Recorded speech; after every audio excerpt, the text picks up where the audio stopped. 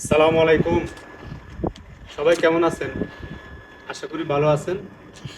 তো এখন বাংলাদেশে যে রাজনীতিটা চলতেছে, এটা কেউ বুঝতেছে, কেউ বুঝতেছে না।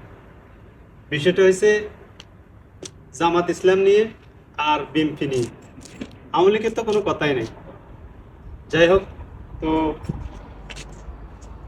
আজকের বিষয়টা হচ্ছে রাজনীতি নিয়ে আলাপ আলোচনার বিষয়।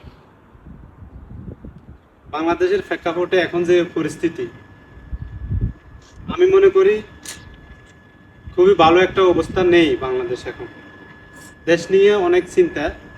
আমরা প্রবাসী, আমরা দেশের জন্য কি করা, আমরা দূরপ্রবাস থেকে কিছু করতে পারতেছি না, শুধু আমরা দেখতেছি আর কি, কিছুই করতে পারতেছি না। তো যাই হোক, আমরা দেখতেছি যে বাংলাদেশের অবস্থা খুবই খারাপ।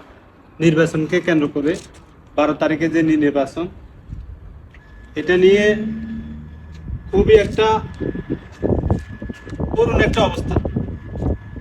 তো যারা বলতেছেন জামায়াত পাস হবে, কেউ বলতেছে বিএনপি পাস হবে, আমরা 12 তারিখের পরে রেজাল্ট যখন দিবে তখন আমরা বুঝতে পারবো বিষয়টা, কোন দল জয় হয়েছে কোন দল পরাজয় হয়েছে, তখন আমরা বুঝতে পারবো। আমরা এখন আগে থেকে এগুলো নিয়ে এত মাতামাতি করার কোনো প্রয়োজনই মনে করি না।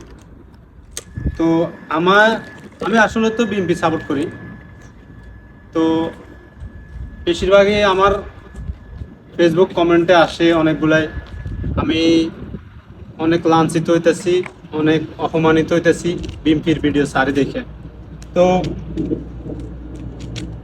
আমি বিএনপি মন থেকে সাপোর্ট করি। মনে করেন এটা আমি 2008 থেকে রাজনীতি করতেছি, বিএনপি করতেছি। তো অনেক লাঞ্ছিত হয়েছি, অপমানিত হয়েছি, বিএনপির জন্য অনেক মাইরও খেয়েছি। আমি অনেক, আমার জীবন থেকে 9টা দিন কেড়ে নেওয়া হয়েছে। মেজদি হসপিটালে ছিলাম, সিটি হসপিটালে ছিলাম 9 দিন, আহত হয়েছি, অনেক দুর্ঘটনায় হয়েছে। তো এখন যে কাকা